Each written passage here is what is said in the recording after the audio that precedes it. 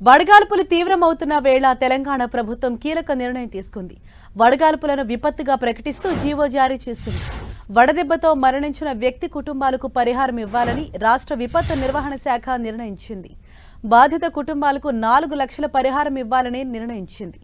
వడదెబ్బతో ఎవరైనా మరణిస్తే గతంలో 50,000 మాత్రమే చెల్లించే వీలుండేది. ప్రస్తుతం ఆ ఎక్స్గ్రేషియాను రాష్ట్ర విపత్తు సహాయ నిధి కింద 50,000 నుంచి 4 లక్షలకు పెంచుతూ ప్రభుత్వం ఉత్తర్వులు జారీ చేసింది.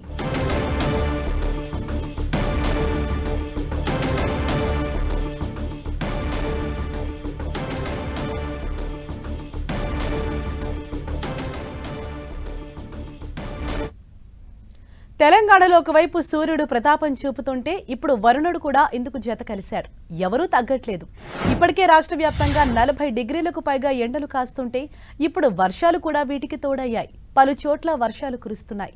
ఇవాళ రేపు కూడా వరుణుడు తెలంగాణపై ప్రతాపం చూపించనున్నట్లు వాతావరణ కేంద్రం తెలిపింది. 2 రోజుల పాటు మోస్తరు వర్షాలు కురిసే అవకాశం ఉందని హెచ్చరించింది హైదరాబాద్ వాతావరణ కేంద్రం.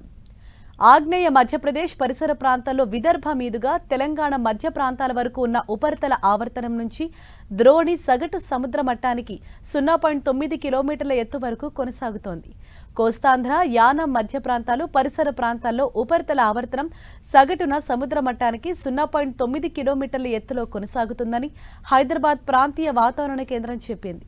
ఈ ఎఫెక్ట్తో ఇవాళ పలు చోట్ల తేలికపాటి నుంచి మోస్తరు వర్షపాతం నమోదయ్యే అవకాశం ఉంది.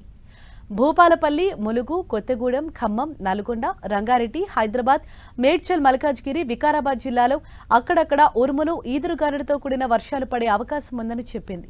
ఇక రేపు పలు చోట్ల వర్షాలు కురిసే అవకాశం ఉందని వెల్లడించింది.